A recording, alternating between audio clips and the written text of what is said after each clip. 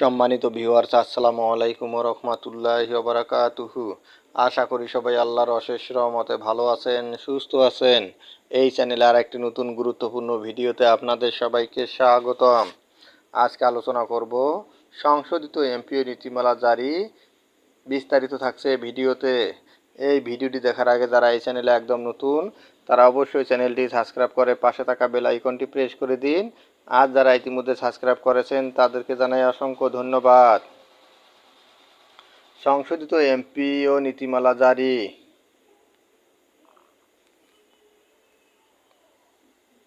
বেসরকারি শিক্ষকদের এমপিও নীতিমালা ও জনবল কাঠামোতে কয়েকটি বিষয়ে স্পষ্ট করা হয়েছে। একই সঙ্গে কিছু সংশোধন আনা হয়েছে। বুধবার শিক্ষা মন্ত্রণালয়ের মাধ্যমিক ও উচ্চ শিক্ষা বিভাগ এ প্রজ্ঞাপন জারি করেছে। সংশোধিত এমপিও নীতিমালা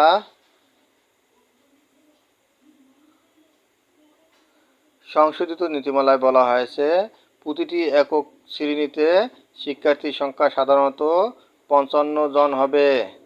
জনবল কাঠামো এমপিও নীতিমালা ২০২১-এর ৬.২ অনুচ্ছেদের পরে নিম্নোক্ত অংশটুকু সংযোজন করা হলো। সর্বোচ্চ ৩টি শাখা, মূল শাখার একটি এবং অতিরিক্ত শ্রেণীর শাখা ২টি থাকবে। প্রতি শ্রেণীতে অনুমোদিত শাখায় কর্মরত শিক্ষকের বাইরে এমপিও দেওয়া যাবে না। ব্যাখ্যা: একটি শ্রেণীতে সর্বোচ্চ শাখা হবে ৩টি, মূল শাখা 1টি এবং অতিরিক্ত শ্রেণীর শাখা 2টি থাকবে। বেসরকারি শিক্ষা প্রতিষ্ঠানের স্কুল ও কলেজ জনবল কাঠামো ও এমপিও নীতিমালা ২০২১-এর ৮.১ অনুচ্ছেদের পরে নিম্নোক্ত অংশটুকু সংযোজন করা হলো। প্রশাসনিক ও ভৌত অবকাঠামো সর্বোচ্চ শ্রেণীর শাখার প্রযোজ্য শর্তসহ অন্যান্য প্রয়োজনীয় শর্তাদি পূরণ সাপেক্ষে কেবলমাত্র মাধ্যমিক পর্যায়ে শিফট খোলা যাবে।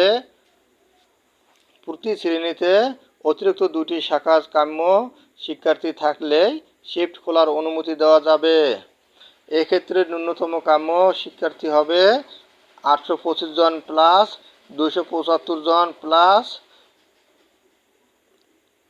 275 জন সমান 1375 জন।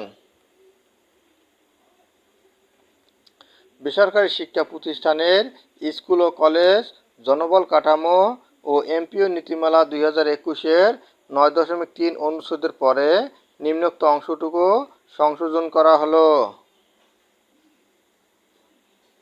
বিধি মোতাবেক নিয়োগ।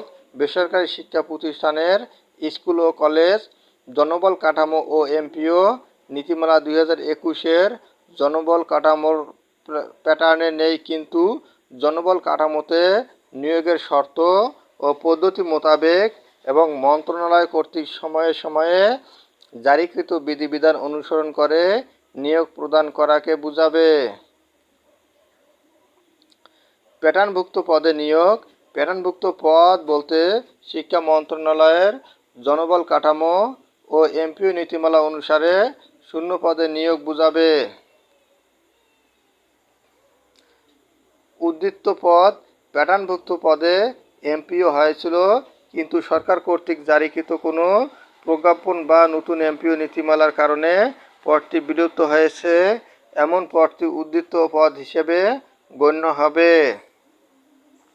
তবে উক্ত পদে কর্মরত ব্যক্তির চাকরির সমাপনান্তে পদটি বিলুপ্ত হবে এবং 31 ডিসেম্বর 2016 সালের আগে নন এমপিও শূন্য পদে। ধন্যবাদ জানিয়ে বিদায় নেওয়ার আগে আবার অনুরোধ জানাই, যদি ভিডিওটি ভালো লাগে এবং সর্বশেষ শিক্ষামূলক আপডেট ভিডিও পেতে চান তাহলে অবশ্যই চ্যানেলটি সাবস্ক্রাইব করুন। ধন্যবাদ সবাইকে।